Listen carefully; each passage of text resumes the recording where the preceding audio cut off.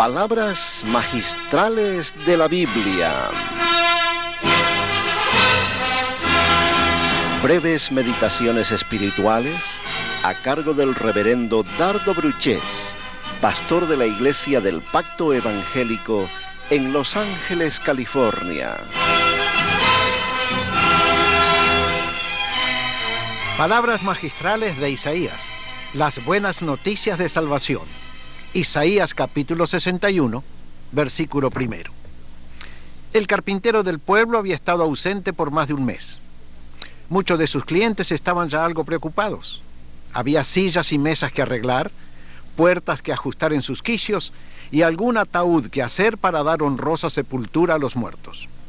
Pero por fin, después de casi 2 meses, regresó. Y era día 7º de la semana, y por tanto, día de culto en la sinagoga.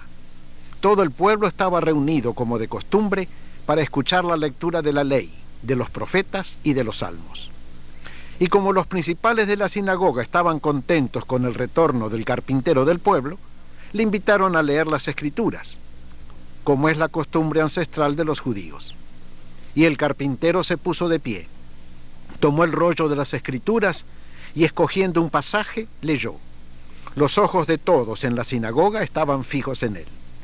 Y lo que leyó fue esto: El Espíritu del Señor está sobre mí, por cuanto me ha ungido para dar buenas noticias a los pobres. Me ha enviado para sanar a los quebrantados de corazón, a pregonar libertad a los cautivos y vista a los ciegos, a poner en libertad a los oprimidos, a predicar el año agradable del Señor. Y enrollando el libro, se lo dio al ministro y acto seguido se sentó.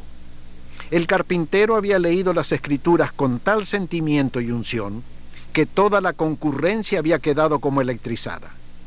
Entonces, en medio de profundo silencio y expectativa, el carpintero abrió la boca para decir: hoy se ha cumplido esta escritura delante de ustedes. ¿Quién era este carpintero que así leyó la Biblia?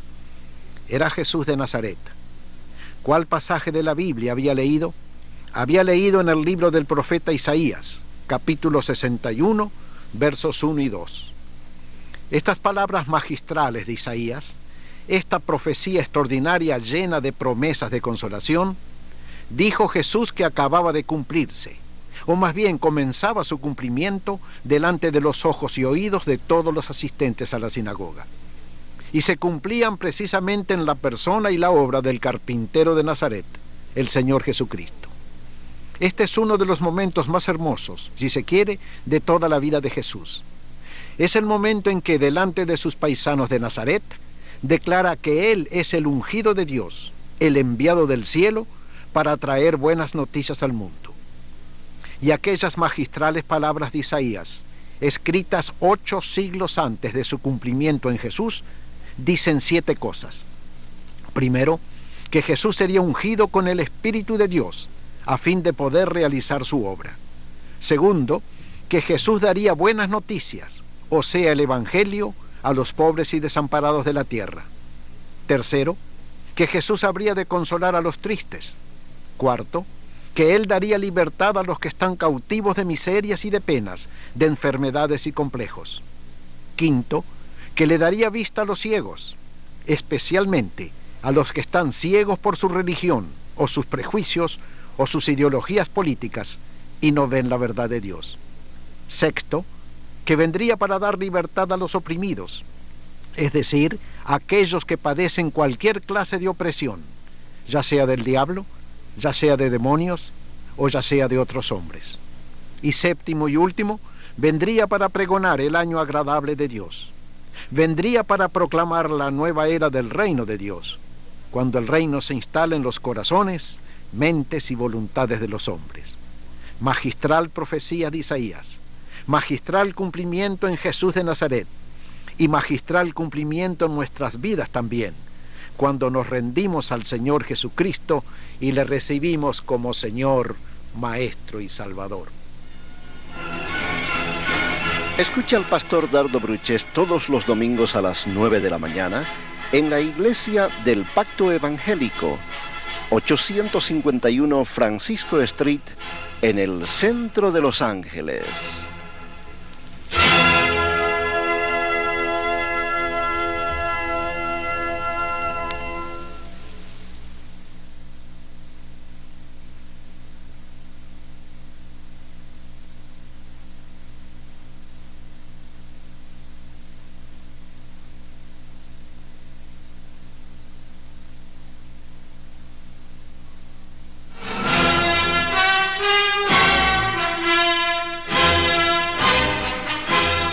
Palabras magistrales de la Biblia.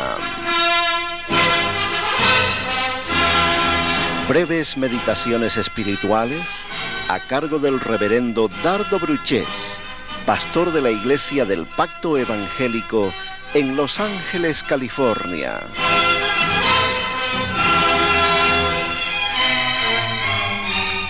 Palabras magistrales de Isaías, los nuevos cielos y la nueva tierra. Isaías 65, verso 17. Cuando echamos una mirada, aunque fuere superficial, a este mundo en que vivimos, lo vemos mal por todos lados. En primer lugar, el planeta Tierra no es un lugar tranquilo para vivir. Hay terremotos, hay ciclones, hay sequías espantosas que matan la vegetación, hay tormentas, tornados y ciclones y huracanes que arrasan con todo. Y si en vez de mirar al planeta, a la Tierra física, miramos a la humanidad que vive sobre ella, el cuadro no es mejor. Hay guerras, hay violencias, hay guerrillas, hay atentados, hay maldad, crimen, vicios y enfermedades. Entonces, viendo un cuadro tan desconsolador, nos decimos a nosotros mismos: esto no puede seguir así, esto tiene que cambiar. La vida ya se nos hace imposible, o todo cambia o todos perecemos. Bien, el profeta Isaías, en los lejanos siglos, también le preocupaban las condiciones de la tierra y la gente. Y buscando la inspiración de Dios y la dirección de Dios, llegó a descubrir preciosas verdades y promesas que dejó escritas en el libro de su profecía. Como esta que tenemos delante de nosotros hoy y que dice así. Leo en Isaías, capítulo 65, verso 17. ¿Quiere usted buscar en su propia Biblia y leer conmigo? Isaías 65, 17. Dice así: porque he aquí, yo crearé nuevos cielos y nueva tierra, y de lo primero no habrá más memoria, ni vendrá más al pensamiento. Nuevos cielos y nueva tierra. Esto supone inmediatamente un cambio drástico, un cambio fundamental en toda la creación. Es tan importante esta profecía que es repetida varias otras veces en las Escrituras. Por ejemplo, en la segunda epístola de Pedro y en el Apocalipsis. Allí también se dicen las mismas palabras: nuevo cielo y nueva tierra, indicando una nueva creación. Porque Dios no puede permitir por más tiempo que en las cosas que Él creó perfectas reine el mal, el pecado y la muerte. Dios va a cambiar, y muy pronto, el cielo, la tierra y la humanidad. Y para hacer un cambio total, Dios empieza en el mismo lugar donde empezó toda la ruina, es decir, en el mismo corazón del individuo humano. Porque la renovación total de cielos, tierra y gente empieza en el hombre. El apóstol Pablo, al hablar de la perfecta obra de salvación que Cristo hace, dice: de modo que si alguno está en Cristo, nueva creación es. Las cosas viejas pasaron. He aquí, todas son hechas nuevas. Es preciso que esto cambie, exclaman muchos. Es necesario que cambie la sociedad, que cambie la juventud, que cambien los gobiernos, que cambien las mujeres y que cambien los religiosos.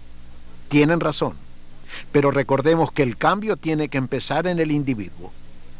Tiene que empezar en todos y cada uno de nosotros. Tiene que empezar en mí y en usted. Cuando usted y yo, mi amigo, demos nuestro corazón a Cristo, cuando le entreguemos nuestra vida arruinada, tormentosa, violentizada, pecadora, y le pidamos a Él que ponga calma, serenidad y sosiego en nuestra personalidad completa, entonces el mundo, el cielo y la tierra comenzarán a cambiar. El universo está tan maravillosamente entrelazado entre sí, que lo que pasa en las estrellas pasa también en nuestro cuerpo, y lo que hacemos con nuestro cuerpo, de bien o de mal, repercute hasta en el trono de Dios. Cielos nuevos y tierra nueva, sí, cuando usted y yo tengamos un nuevo corazón. Escucha al pastor Dardo Bruchés todos los domingos a las 9 de la mañana en la Iglesia del Pacto Evangélico, 851 Francisco Street, en el centro de Los Ángeles.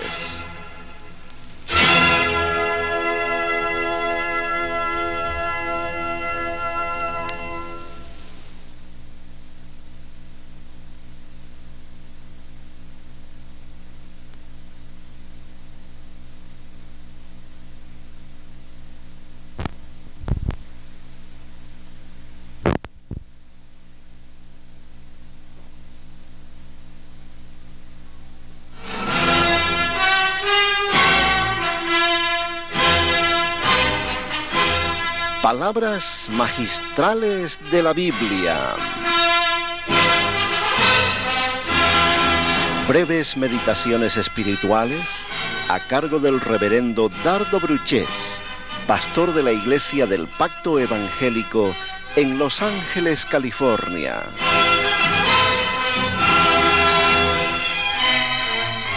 Palabras magistrales de Isaías, la verdadera casa de Dios.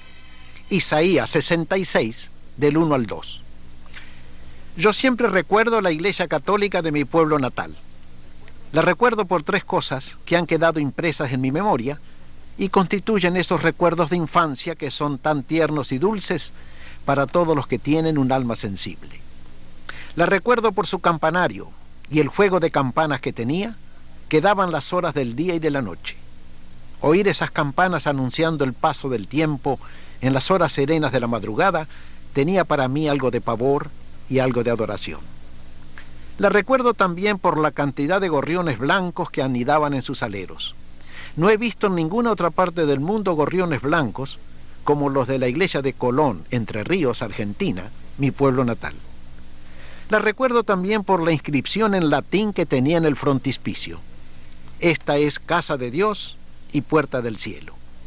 Esa leyenda siempre me impresionaba cada vez que la leía.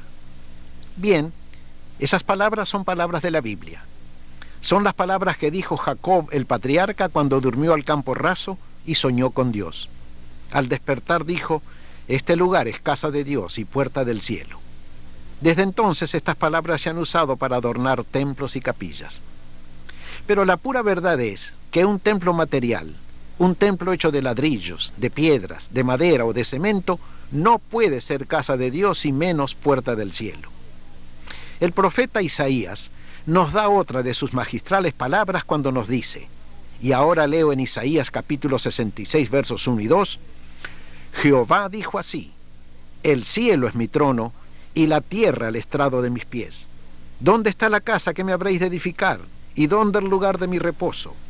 Mi mano hizo todas estas cosas, y así todas las cosas fueron, dice Jehová. Pero miraré a aquel que es pobre y humilde de espíritu, y que tiembla mi palabra. Dios es el autor y regidor de toda la creación. Los cielos de los cielos no lo pueden contener, y no alcanzarían todas las piedras de la tierra para edificarle un templo suficientemente grande. Es imposible contener a Dios en un receptáculo tan chico como un templo. Además, Dios no quiere habitar en templos hechos por la mano del hombre. Así lo dijo el apóstol Pablo con toda claridad a los filósofos griegos de Atenas, donde habían los templos más hermosos del mundo. Dios no habita en templos hechos por manos de hombres. ¿Dónde quiere y dónde puede habitar Dios entonces? Lo dice Isaías. Dios quiere habitar con el que es pobre y humilde de espíritu y que tiembla ante la palabra de Dios. Dios no quiere catedrales de oro, marfil, mármol o cristal. Dios quiere corazones y mentes humanos para hacer allí su templo, instalar allí su trono y formar allí su nido de amor. Cuando el apóstol Pablo escribe a la iglesia de Corinto, una congregación de creyentes en Cristo, les dice: ustedes son el templo de Dios. Ustedes, la congregación entera reunida en el nombre de Jesús, y vuestro cuerpo es el verdadero templo santo de Dios. ¿Cuál es entonces la casa de Dios? La casa que Él quiere habitar y transformar en templo santo. Nuestro cuerpo, nuestro corazón, nuestra mente, nuestra entera personalidad. Se comete un grave error cuando se construye un templo material y se dice: esto es templo de Dios. Porque Dios quiere otro templo. No quiere otra casa donde ser amado y adorado que nuestro propio ser. Abramos el corazón a Cristo, entreguemos nuestra voluntad a Él, y todo nuestro ser, espíritu, alma y cuerpo será transformado en casa de Dios. Escucha al pastor Dardo Bruchés todos los domingos a las 9 de la mañana en la Iglesia del Pacto Evangélico, 851 Francisco Street, en el centro de Los Ángeles.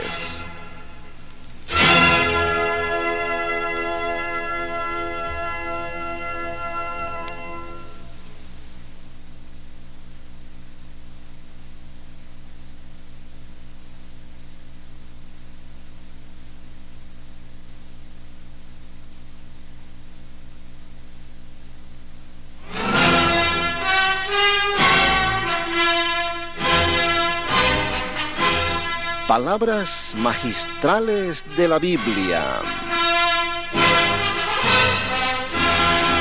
Breves meditaciones espirituales a cargo del reverendo Dardo Bruchés, pastor de la Iglesia del Pacto Evangélico en Los Ángeles, California. Palabras magistrales de Isaías. Dios, el eterno consolador. Isaías 66, verso 13. De todos los seres vivientes de la tierra, el hombre es el más fuerte intelectualmente y el más débil físicamente. Ninguno como el hombre necesita tanto del cuidado de su madre como ese prodigioso ser, lleno de problemas y lleno de promesas, que es el ser humano, suma, corona y gloria de la creación de Dios. Hay seres inferiores, como el pollito de gallina, por ejemplo, que no bien nacen, ya saben procurarse su comida y podrían sobrevivir aun si su madre muriera al minuto de nacidos. Pero el hombre necesita a su madre durante todo el primer año de su vida, y aún hasta los 2, los 3, los 4 años de existencia. Podría decir, sin caer en exageración, que nunca el hombre se despega totalmente de su madre. Viejo ya, casado y con hijos, todavía vuelve de vez en cuando al regazo de su madre en busca de consejo, consuelo y esperanza.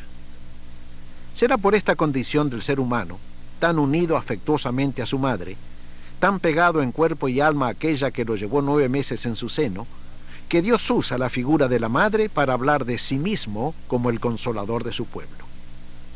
Aquí tenemos otra de las magistrales palabras de Isaías, no por sencillas, menos proféticas y significativas. Las leemos en Isaías, capítulo 66, versos 12 y 13.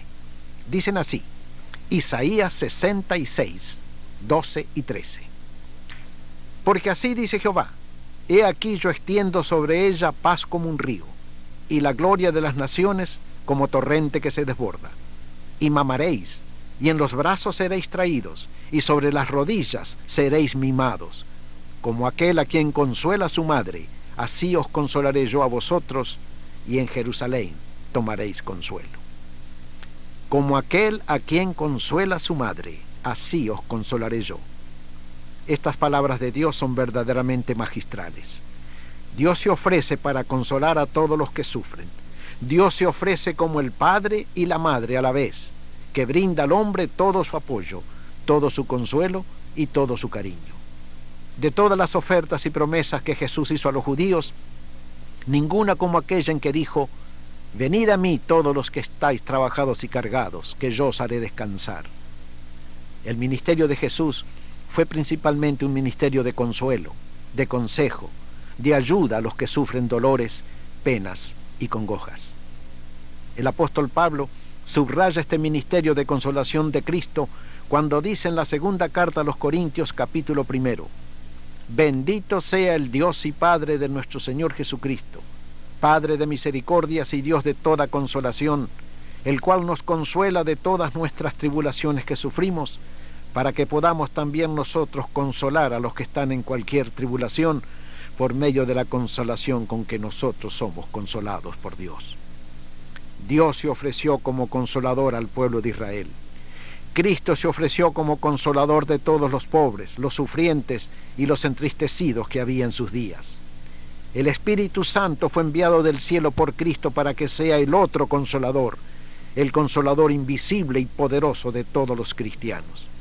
Precisamente, el nombre en griego del Espíritu Santo es Parakletos, que significa consolador. La Biblia no promete tiempos de continuo regocijo y una vida de perpetua felicidad. Por el contrario, Jesús dijo que todos los que quieren vivir piadosamente sufrirán persecución. Pero la Biblia sí promete consuelo y fuerza en medio de las luchas, las pruebas y las penas. Como aquel a quien consuela a su madre, así os consolaré yo a vosotros. Magistral promesa de Dios. Bendita experiencia que gozamos cuando la aceptamos de corazón. Escucha al pastor Dardo Bruchés todos los domingos a las 9 de la mañana en la Iglesia del Pacto Evangélico, 851 Francisco Street, en el centro de Los Ángeles.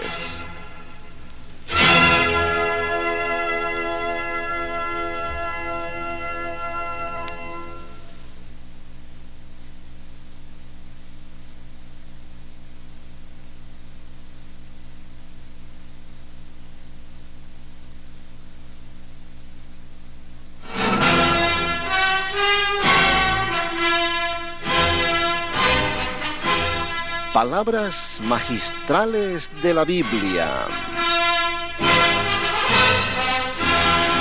Breves meditaciones espirituales a cargo del reverendo Dardo Bruchés, pastor de la Iglesia del Pacto Evangélico en Los Ángeles, California. Palabras magistrales de los Salmos. El hombre bienaventurado. Salmo primero, verso primero. La palabra bienaventurado es una de las más largas y más bonitas del idioma español. También de todos los idiomas en que ocurre. Bienaventurado significa feliz, con buena suerte, agraciado, dichoso y varias cosas más. La Biblia usa mucho la palabra bienaventurado y bienaventuranza. Son célebres, por ejemplo, las bienaventuranzas que pronunció Jesús en el Sermón de la Montaña. Él dijo, bienaventurados los pobres, bienaventurados los mansos, bienaventurados los pacificadores, etcétera, etcétera. Hoy queremos comentar una de esas palabras magistrales que figuran en el libro de los Salmos.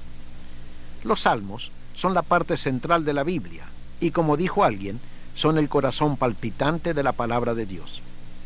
El libro de los Salmos se abre con un precioso pórtico, el Salmo primero, que en su primer versículo dice así: Bienaventurado el varón que no anduvo en consejo de malos, ni estuvo en camino de pecadores, ni en silla de escarnecedores se ha sentado.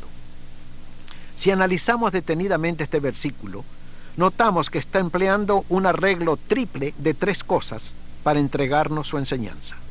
Primero dice, bienaventurado el hombre.